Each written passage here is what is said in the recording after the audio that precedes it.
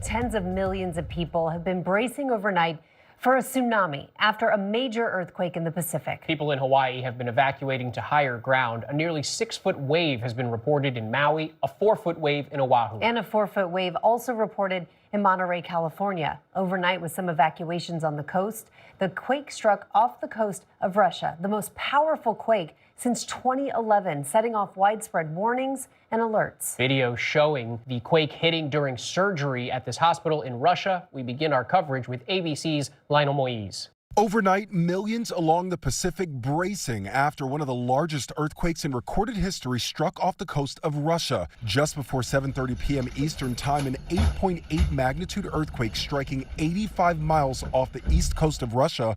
The quake prompting tsunami alerts in more than 20 countries, prompting countless coastal residents to seek higher ground. Russia, the first to feel the effects of the quake.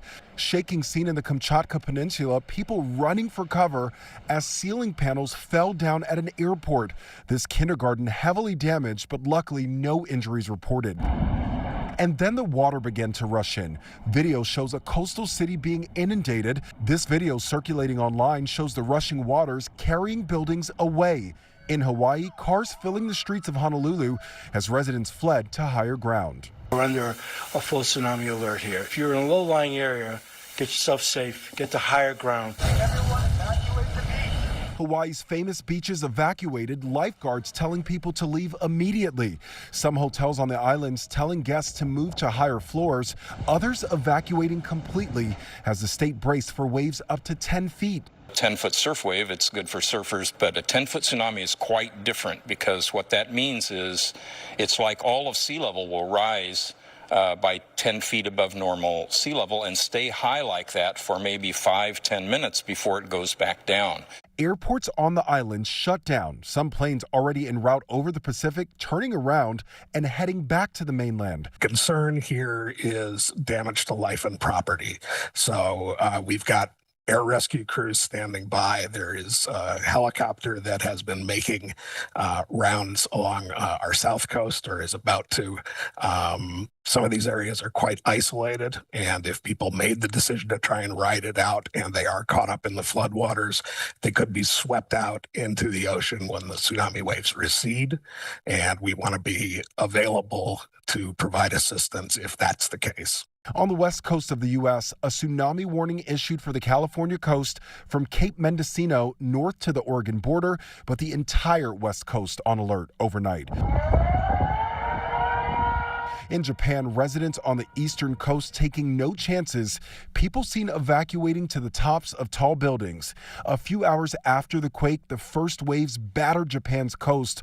Local authorities warning the public that although the first waves were small, they were enough to wash people away, with bigger waves potentially following. Many of those evacuating are still haunted by the memory of the 2011 earthquake and tsunami that killed nearly 20,000 people and caused a nuclear meltdown at the Fukushima power plant. And again in Hawaii, a 5-foot wave has been reported in Maui and a 4-foot wave on the north shore of Oahu. Now, earlier I did speak to Randall Collins, Director of Emergency Management in Honolulu. We had a very aggressive preparedness plan and marking where those tsunami zones are. And you can drive around here in Honolulu and see those signs all over the island and know where those tsunami zones are, so people know where they should be safe and where they need to evacuate from. We've had a traffic plan on how to get people out of those tsunami zones with our police department. Our fire department stands ready to do search and rescue operations after the impacts come in. And all of our resources across the board are in safe areas now and ready to respond after the impacts. And some good news from Hawaii. Around 3:30 a.m. Eastern Time, flights to Hawaii began to resume, which is an encouraging sign for what's been going on, but we'll of course continue following this.